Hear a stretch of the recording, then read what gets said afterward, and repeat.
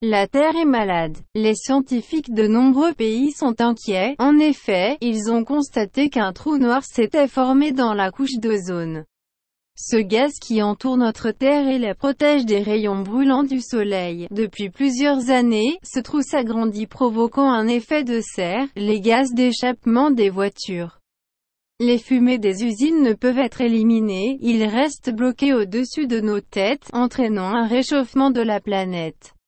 C'est vrai. On constate que la température moyenne s'est élevée ces derniers siècles. Les spécialistes redoutent une élévation du niveau des mers et des océans car les glaciers et la banquise fondent. Certains pays seraient alors inondés. On craint aussi les bouleversements climatiques, la sécheresse gagnerait les grandes régions du globe, alors que d'autres seraient noyés sous les pluies diluviennes. Enfin, l'homme serait victime de maladies respiratoires, plusieurs grandes villes sont déjà polluées. Texte adapté de la revue L'éducation à l'environnement.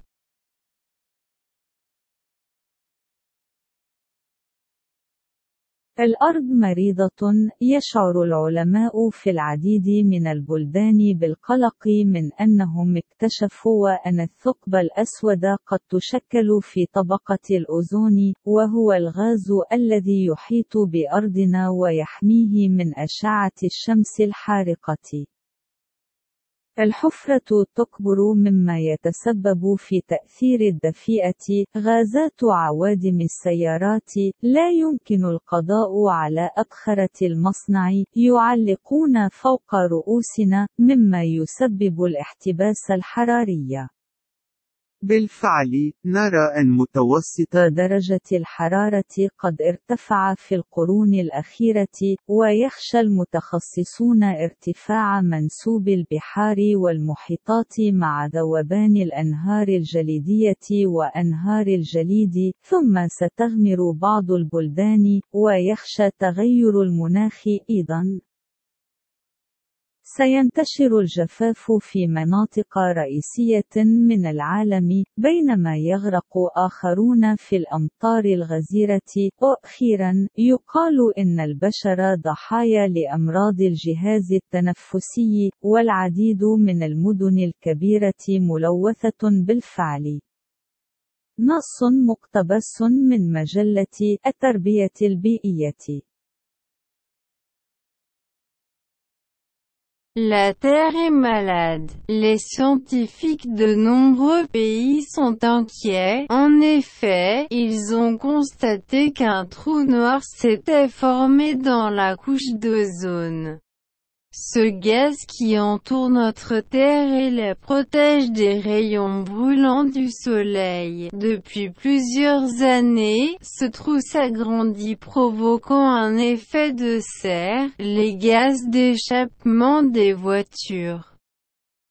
Les fumées des usines ne peuvent être éliminées, ils restent bloqués au-dessus de nos têtes, entraînant un réchauffement de la planète. C'est vrai. On constate que la température moyenne s'est élevée ces derniers siècles.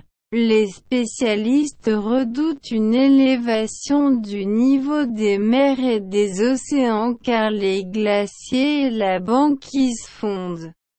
Certains pays seraient alors inondés.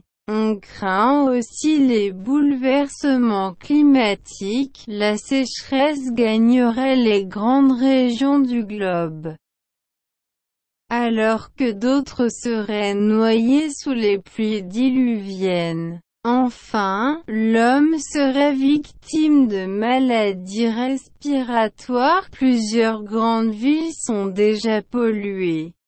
Texte adapté de la revue L'éducation à l'environnement.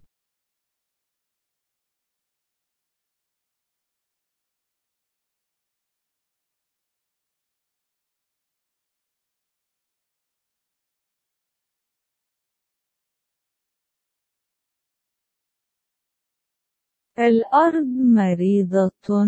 يشعر العلماء في العديد من الأرض مريضة. يشعر العلماء في العديد من البلدان بالقلق من أنهم اكتشفوا أن الثقب الأسود قد تشكل في طبقة الأوزون، وهو الغاز الذي يحيط بأرضنا ويحميه من أشعة الشمس الحارقة. الحفرة تكبر مما يتسبب في تأثير الدفيئة. غازات عوادم السيارات لا يمكن القضاء على أبخرة المصنع يعلقون فوق رؤوسنا، مما يسبب الاحتباس الحراري. بالفعل، نرى أن متوسط درجة الحرارة قد ارتفع في القرون الأخيرة، ويخشى المتخصصون ارتفاع منسوب البحار والمحيطات مع ذوبان الأنهار الجليدية وأنهار الجليد، ثم ستغمر بعض البلدان، ويخشى تغير المناخ أيضا.